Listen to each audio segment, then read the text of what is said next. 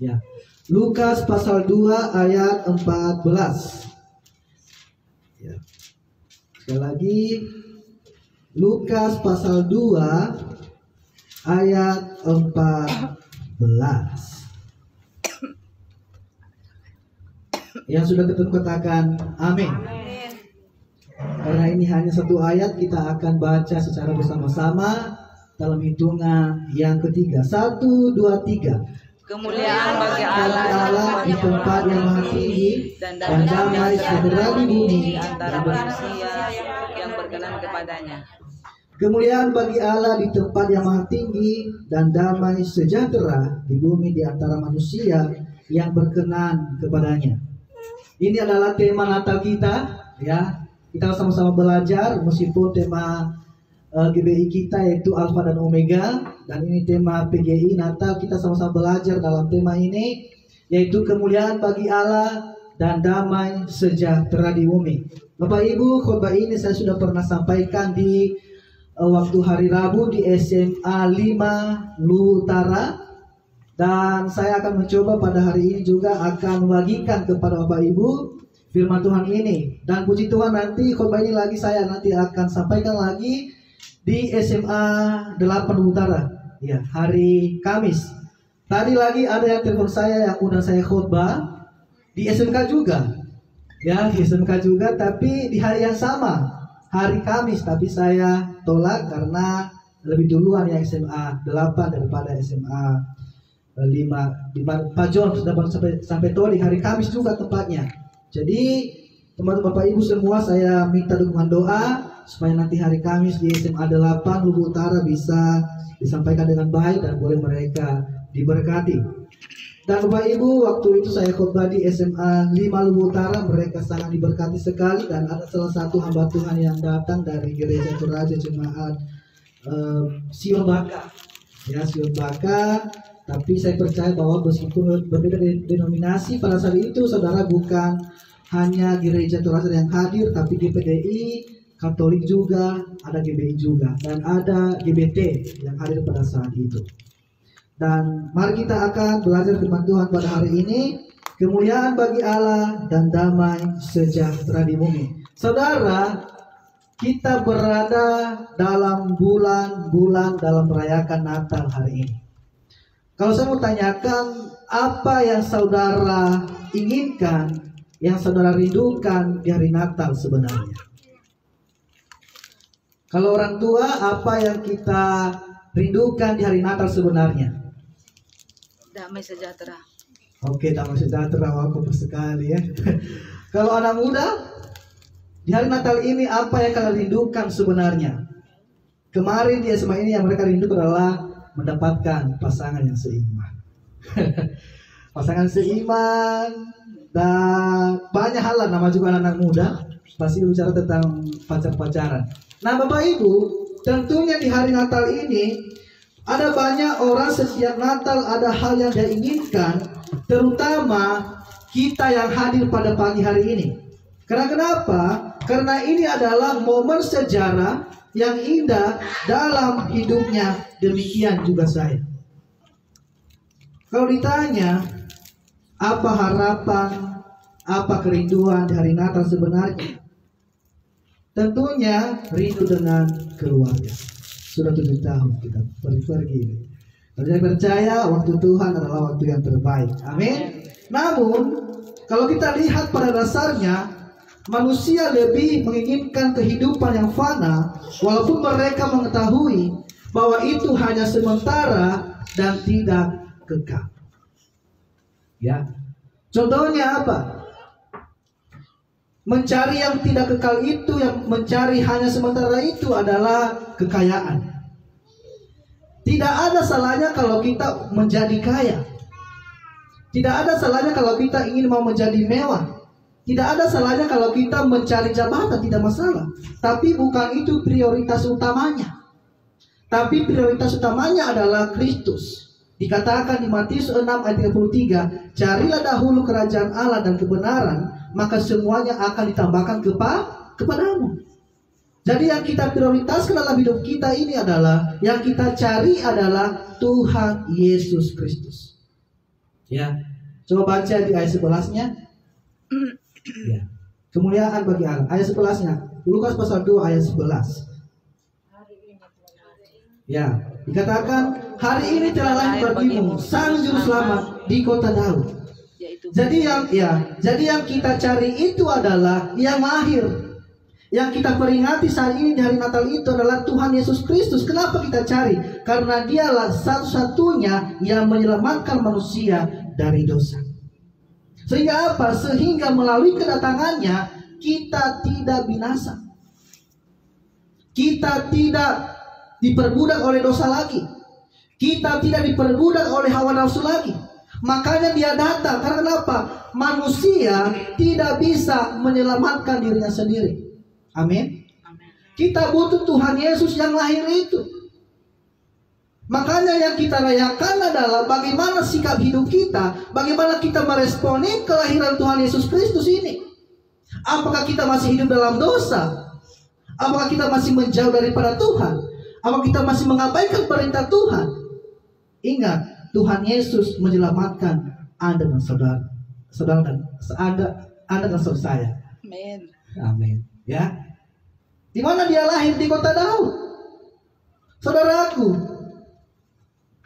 kalau kita yang mencari hanya sementara dan tidak kekal, untuk apa? Kekayaan kita, kemewahan kita, saudara, jabatan kita, kita tidak bawa mati. Ingat bahwa mobil terakhir kita adalah ambulans. Dan gelar kita terakhir adalah almarhum atau almarhumah. Ya. Tapi saya percaya kita yang hadir di sini tidak memikirkan hal-hal demikian. Tidak mencari kemewahan, tidak mencari kekayaan, tidak mencari jabatan. Bukan itu, bukan berarti itu salah, enggak. Tapi yang kita prioritaskan dalam hidup kita adalah Tuhan Yesus Kristus, saudara. Amin. Nah, saudara yang saya kasih dalam nama Tuhan Yesus Kristus, bahwa di sini ada hal kabar sukacita yang kekal yang Tuhan berikan kepada kita melalui kelahiran Yesus Kristus.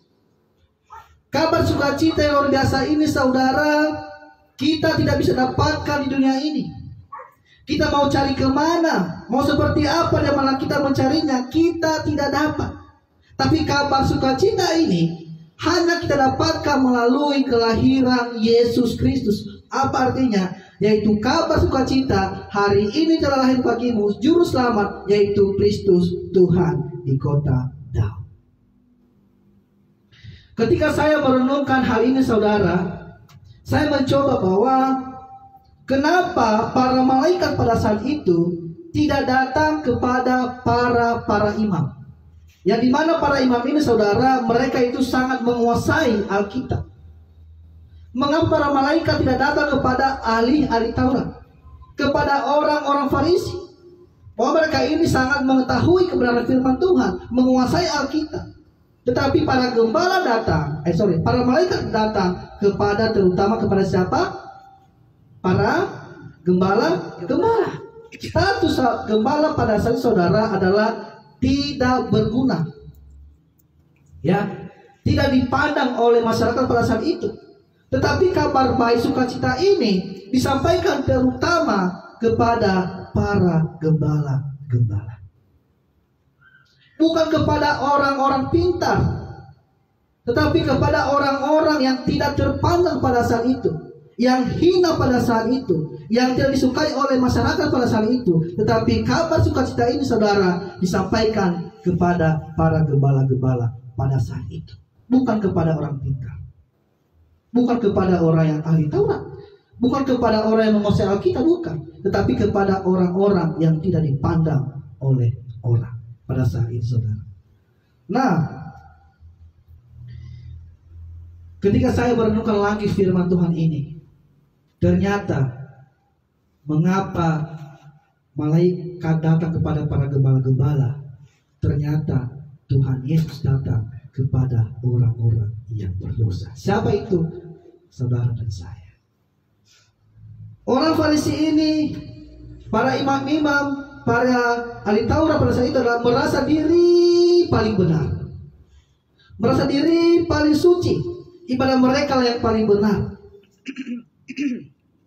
Tetapi ketika Tuhan Yesus melihat para gembala-gembala ini dalam manusia, mereka adalah dipandang hina, tapi malaikat dipercayakan untuk menyampaikan kabar sukacita ini kepada para gembala-gembala. Artinya kepada orang-orang berdosa. Kenapa kepada orang-orang berdosa? Karena kitalah yang diselamatkan. Kitalah yang diselamatkan, bukan mereka yang merasa diri paling benar. Kita yang berdosa ini, yang hilang kemuliaan Allah dalam diri kita. Makanya Tuhan Yesus datang supaya apa? Supaya kita yang hadir di tempat ini tidak binasa, tidak masuk neraka. Saudara, meskipun kita belum mengalami namanya neraka, tetapi neraka itu kalau kita baca nanti di kitab Wahyu, luar biasa. Terjadi apa? Teriakan, gertakan gigi. Memang dalam neraka itu, saudara, digambarkan oleh para hamba-hamba Tuhan bahwa kalau kita masuk dalam neraka itu tidak mati, tapi merasakan namanya penderitaan. Kalau kita dekat sama api, lebih kuat lagi itu apinya. Apa yang terjadi? Teriak-teriakan. Makanya hari ini, saudara, hiduplah dalam kekudusan. Supaya apa? Di surga itu adalah tempat kudus, bukan tempat orang berdosa. Amin. Amin. Kalau kita kudus, saya percaya kita akan ketemu Bapa di surga muka dengan muka. Amin. Nah, apa arti Natal bagi kita saat ini? Dalam tema kemuliaan bagi Allah dan damai sejahtera di bumi. Apakah Natal berbicara pohon Natal? Apakah Natal berbicara baju baru? Apakah Natal berbicara pasangan baru? Apakah Natal berbicara dengan nanti kalau kita nanti Natal dengan hiasan Natal? Bukan itu. Natal tidak berbicara tentang hal-hal itu. Tapi memang kita harus atur pohon Natal, hiasan Natal boleh. Tetapi apa arti Natal dalam tema nasional hari ini? Yang pertama adalah Allah mempercayakan kemuliaan itu bagi kita. Sama-sama katakan, Allah mempercayakan kemuliaannya bagi saya. Amin. Dia mempercayakan kemuliaan itu bagi kita. Sebenarnya kita tidak layak menerima kemuliaan itu, tapi Dia percayakan kemuliaan itu bagi kita. Supaya apa? Itu suatu anugerah yang luar biasa yang kita dapatkan daripada Tuhan. Siapa kita di hadapan Tuhan yang sering sekali melakukan dosa? Siapa kita di hadapan Tuhan yang sering sekali menyakiti hati Tuhan? Siapa kita di hadapan Tuhan yang sering mengatakan, saya tidak berdosa, saya hidup kudus, saya hidup benar. Kemarin saya tanya kepada anak-anak SMA 5 bahwa dosa itu enak atau tidak? Ada yang mengatakan enak, ada yang mengatakan tidak. Tapi banyak sih tidak. Nah, saya bilang bahwa mereka, dosa itu enak atau tidak? Mereka mengatakan tidak. Terus kalau tidak, kenapa suka pacaran tiap gelap-gelapan? Mereka diam di situ. Saudara-saudara, ingat bahwa yang pertama dikejar oleh iblis supaya jatuh dalam dosa adalah anak-anak muda. Hati-hati. Karena kenapa? Karena anak muda ini polos. Karena kenapa? Mencoba, ingin tahu, ingin mencoba seperti apa sih rasanya. Begitu. Tetapi Allah mempercayakan kemuliaan itu bagi kita. Mengucap syukur pun kita melupakan Tuhan. Berdoa pun kita melupakan Tuhan, saudara. Tetapi kemuliaan itu diberikan kepada kita. Itulah arti Natal yang sebenarnya di tahun ini. Bahwa kemuliaan Allah dipercayakan bagi kita. Bagi apa? Bagi orang-orang yang berdosa. Sebenarnya kita tidak layak, tapi Allah mempercayakan kemuliaan itu bagi kita. Ya, saudara yang kasih dalam nama Tuhan Yesus Kristus, kita harus memahami ini. Kita adalah orang-orang yang sangat berharga. Amin. Gembala-gembala pada saat itu tidak dipandang enteng, tidak dipandang oleh masyarakat. Tapi bagi Tuhan, gembala-gembala itu adalah orang-orang yang sangat berharga. Makanya Allah mempercayakan kemuliaan itu bagi kita karena kita adalah orang-orang yang sangat berharga. Maka saya bilang bahwa jangan jadi orang yang murahan. Kamu berharga di mata Tuhan, saudara, anak-anak muda. Jangan jadi murahan. Kita yang hadir pada hari ini juga jangan jadi murahan. Kita sangat berharga, spesial di hadapan Tuhan, istimewa di hadapan Tuhan. Amin. Jangan jadi murahan. Allah mempercayakan kemuliaan bagi kita karena kita sangat berharga. Tetapi kalau kita jadi orang murahan, saudara, dalam arti dosa, kemuliaan Tuhan itu akan hilang dalam diri kita. Amin. Nah, saudara saya kasih dalam nama Tuhan Yesus Kristus, di hari Natal yang kita peringati saat ini, sampai bulan Desember ini, Natal yang indah ini, di mana mengajak kita bagaimana Allah mempercayakan kemuliaan itu bagi kita, saudara. Dosa tidak punya tempat untuk kemuliaan nama Tuhan. Kejahatan tidak punya tempat untuk kemuliaan Tuhan. Maka daripada itu, yang kita harus lakukan adalah bersyukur kalau Allah mempercayakan kemuliaan itu bagi kita. Kemuliaan Allah tidak bisa dibeli. Kemuliaan Allah kita tidak dapatkan di dunia ini. Kemuliaan Allah adalah yang Tuhan anugerahkan dalam hidup saya dan hidup Bapak Ibu. Sama-sama katakan sebelah kanan kirimu, kamu sangat berharga. Kamu sangat berharga. Kemuliaan Tuhan ada dalam dirimu. Amin. Kamu sangat berharga. Kita sangat berharga. Kita mungkin di mata dunia bukan siapa-siapa.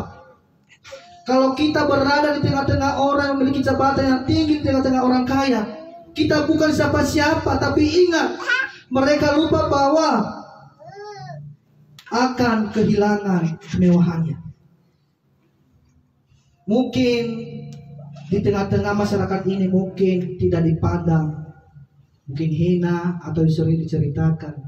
Tapi ingat satu hal, bahwa kita adalah orang-orang yang sangat berharga. Amin. Dan inilah kabar sukacita yang luar biasa yang Tuhan berikan kepada kita. Dan biarlah kita membawanya dimanapun kita berada.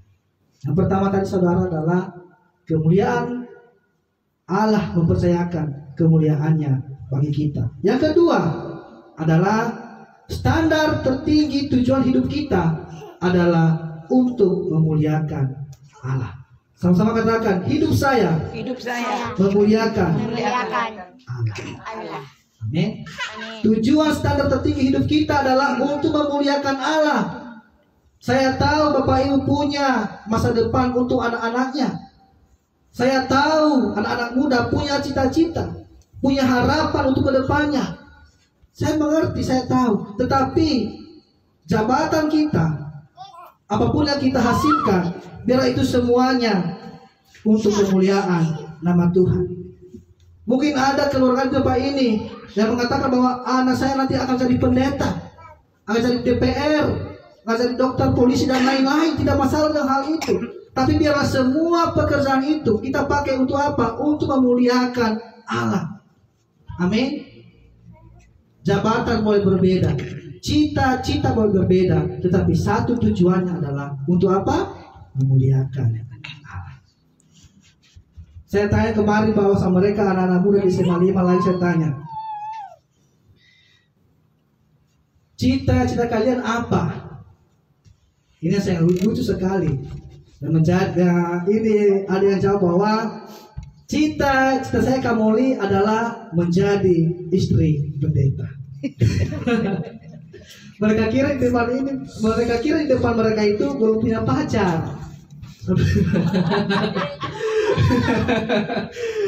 Ya, cita-cita mereka menjadi istri gembala. Kenapa gembala? Karena kami dengar gini itu sangat bagus sekali, luar biasa. Memang di depan di waktu itu di depan mereka juga ada yang bilang menjadi istri pendeta seperti kamu pendeta. Waduh, bahaya. Tapi itu keinginan ya, itu kebutuhan.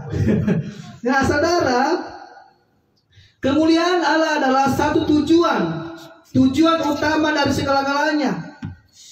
Saya mau katakan begini, jangan pernah merampas kemuliaan Allah, karena sifat yang terlalu berpusat kepada dirinya sendiri, yaitu pusatnya kepada kita. Segala sesuatu yang kita lakukan berpusat pada diri kita. Supaya apa? Supaya kita dibanggakan, supaya kita dihormati. Tidak ada tempat bagi kita untuk dihormati. Tidak ada tempat bagi kita untuk dipermuliakan. Tapi yang dipermuliakan adalah Allah kita.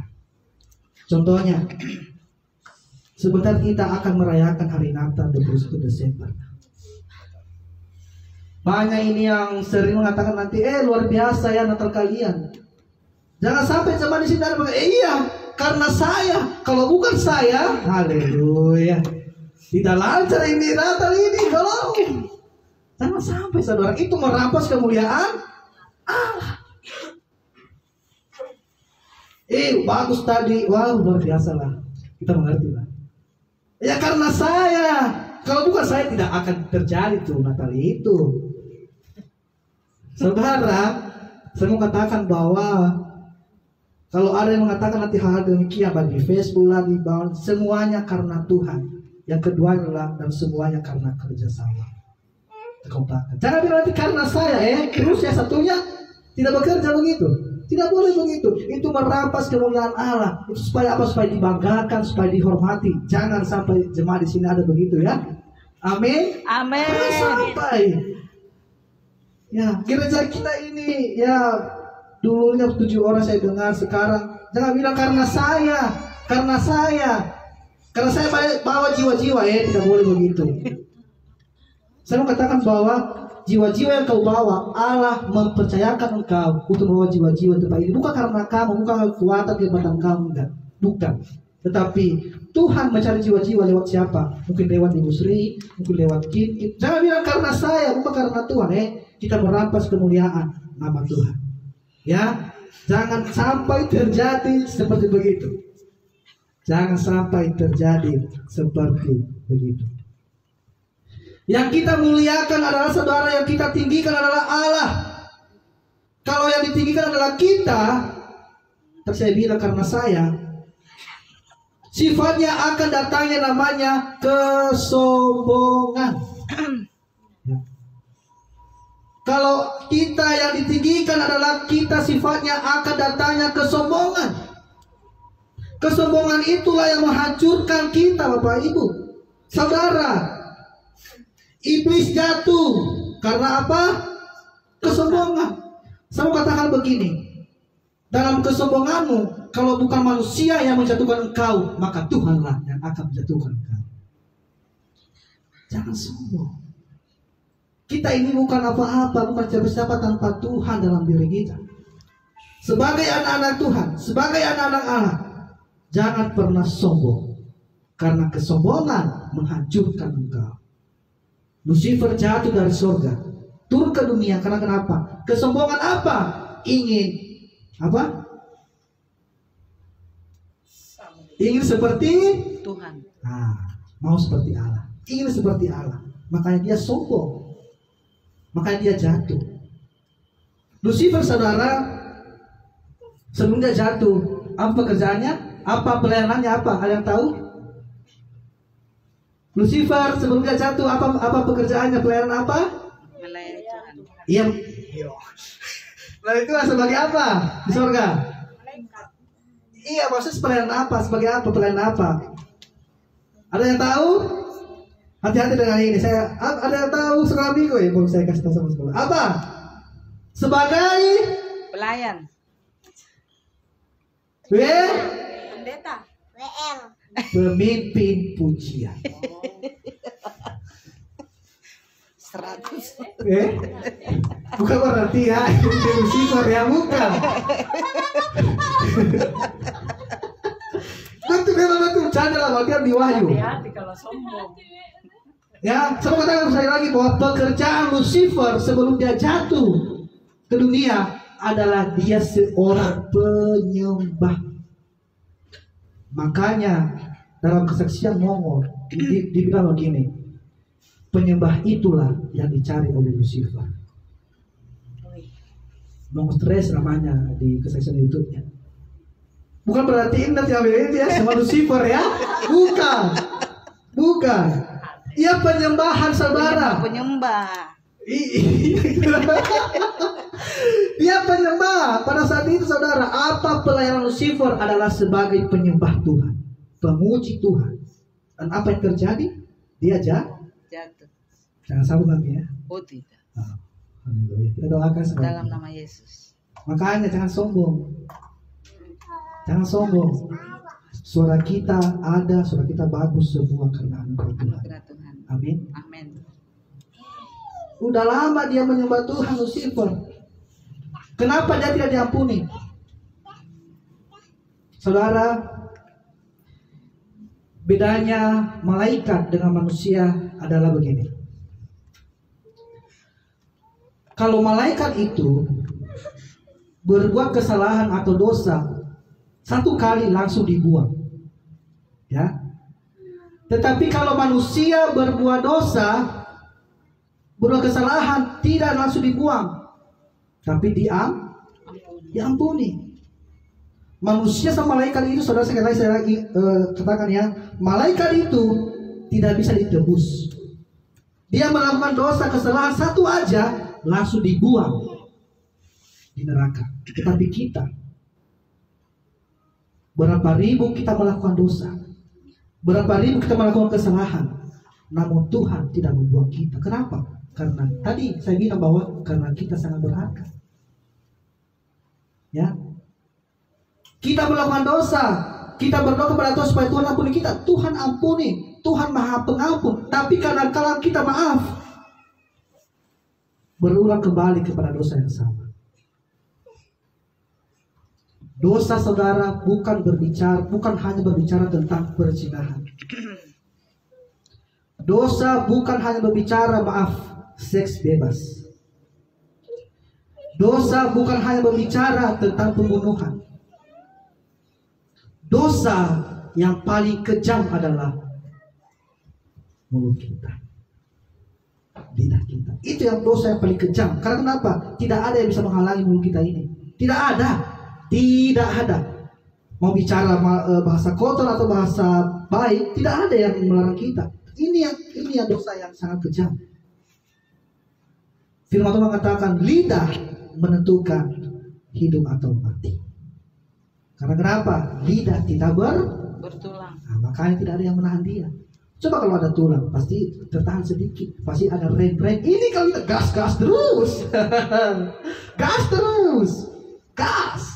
Saudaraku, dalam hidup kita ini bahwa selalu katakan bahwa ingat dalam Natal ini jangan lagi kita ada dendam, jangan ada kepahitan, jangan ada iri hati. Mungkin orang lain memusuhi kita, mungkin orang lain membicarakan kita di belakang kita, tapi ingat bahwa yang kita benci adalah sifat, yang kita kasih adalah orangnya. Kadang-kadang kita benci dua-duanya, orang dan sifatnya. Jangan begitu. Tidak boleh begitu. Karena kenapa? Firman Tuhan mengajari kita bahwa kasihlah sesama manusia. Jadi yang kita kasih adalah manusianya, yang kita benci adalah sifat yang tidak baik. Jadi yang kedua saudara, standar kehidupan kita adalah memuliakan Allah. Bukankah kejatuhan manusia dalam dosa pada waktu itu karena kesombongan? Mereka ingin mau seperti Allah. Hal-hal yang kecil apapun, hal-hal yang besar yang dilakukan apapun, jangan pernah berpusat kepada diri. Tidak perlu. Biarlah apa yang kita lakukan di tempat ini dalam hari Natal di tanggal 21 Desember ini, biarlah kita berpusatnya hanya kepada Tuhan saja. Amin. Amen. Jangan berpusat kepada diri kita sendiri. Karena saya. Jangan. Tuhan marah nanti. Kalau kita bilang karena saya, terus Bapak Gembala, Ibu Gembala, maaf, karena kita tidak ada teman lain. Mereka yang lebih berkorban daripada kita. Banyak pengeluaran mereka tentang Natal ini. Kita masih bilang karena siapa? Saya mau bilang apa yang kau berikan di Natal ini? Apa yang kita sumbangkan? Uang kita kah? Tenaga kita kah? Lebih besar dari pengorbanan. Maaf ya, Bapak Ibu Gembala. Jangan bilang karena saya, tapi apa kali Ibu Gembala mereka melakukan itu apa? Bukan untuk diri mereka sendiri kok, tapi untuk apa? Untuk kemuliaan Tuhan. Supaya juga jemaat juga senang. Yang menjadi tugas kita adalah apa yang kita berikan di gereja ini. Tenaga sudah kita berikan sepenuhnya. Waktu kita sudah kita berikan sepenuhnya. Tuhan, Bapak Gembala, Ibu Gembala tempat ini tidak membutuhkan uang kita. Tapi yang dibutuhkan adalah kesediaan kita, kemauan kita untuk datang beribadah di tempat ini. Amin. Amin. Itu yang mereka butuhkan. Itu aja yang mereka butuhkan. Cuma itu saja. Ketulusan hati kita dalam melayani. Jangan ada lagi pecu-pecu. Ini lagi di SMA 5 toh. Saya bilang mungkin salah karena saya juga sering dengar mampecu. Maksudnya kalau mampecu-pecu bukan pecu-pecu kamu tapi pecu. Ternyata di pecu itu ada double C. Ternyata saya bilang mampecu-pecu. Saya bilang apakah kalau mampecu-pecu mendatangkan kemuliaan Allah? Bukan mampecu-pecu tapi apa? Pecu-pecu. Pecu. Karena kan saya dengar di sini kan mampecu-pecu. Maka saya bilang sih sana juga mampecu-pecu. Ternyata itulah ketawa mereka semua pada saat itu. Ya, itulah yang saya harapkan kepada jemaat tempat ini. Yang kita renungkan adalah dalam poin kedua ini adalah apa yang kita berikan di gereja ini. Kekuatan waktu kita sepenuhnya harus kita berikan di tempat ini. Karena kenapa? Karena Tuhan Yesus Kristus lahir untuk kita. Supaya apa? Supaya kita diselamatkan. Pada Natal, dalam merayakan Natal indah ini, Tuhan pakai kita semua untuk menerima bersama-sama bagi kabar seperti ini. Apakah tanpa kehadiran kita di sini, apakah hilang kemuliaan Tuhan? Tidak. Apakah hilang kealahannya? Tidak juga. Karena kenapa? Dia tetap mulia. Dia tetap kudus, dia Raja kita, Allah kita. Kita memuji dia atau tidak, dia tetap Allah. Tetapi suatu kesempatan dalam merayakan, dalam peringati hari kelahiran Yesus Kristus yang indah ini memberikan kepada kita kabar sukacita. Yang ketiga, yang terakhir adalah yang pertama tadi kemuliaan bagi Allah dan damai sejahtera di bumi. Yang pertama tadi Allah mempercayakan kemuliaannya bagi kita. Yang kedua adalah standar tertinggi tujuan hidup kita yaitu memuliakan Allah. Yang terakhir yang ketiga adalah kemuliaan Allah memancarkan damai sejahtera.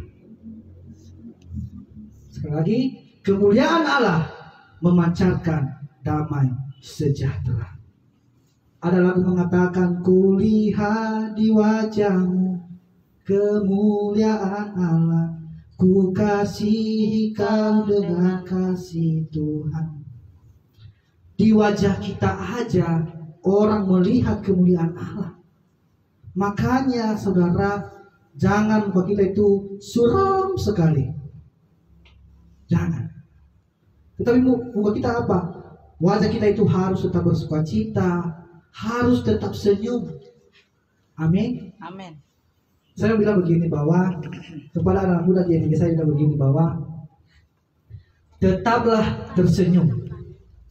Karena senyumanmu adalah salah satu obat untuk menguatkan semangatmu dan menguatkan semangat orang yang melihat senyuman ketulusan. Ya, kita harus senyum supaya apa? Supaya kemuliaan Allah itu orang lihat dalam wajah kita, dalam muka kita ini. Jika kita mengusahakan melakukan segala sesuatu untuk kemuliaan Allah, maka damai sejahtera akan mengalir dalam hidup kita. Tetapi persoalannya adalah kenapa kita tidak pernah damai sejahtera? Coba tanya sebelah kiri kanan. Anda sudah damai? Kau sudah damai? Anda sudah tenang? atau sesuatu hal yang terganggu. Saya pikir ada di antara kita yang saat ini tidak tenang, tidak damai dalam hidupnya oleh sesuatu hal. Pasti kenapa tidak damai? Karena apa yang dilakukan tadi bukan melakukan untuk Tuhan, karena yang dilakukan adalah untuk diri sendiri, pusatnya diri sendiri. Jadi sukacita, damai itu hilang. Saya percaya saudara tidak tenang selama hidup kalau saudara melakukan hanya untuk diri sendiri, bukan untuk Tuhan. Saudara-saudara saya kasih dalam nama Tuhan Yesus Kristus. Kenapa banyak orang Kristen termasuk kita yang hadir pada saat ini, dalam hidupnya tidak ada damai sepanjang hari, sedih melulu, galau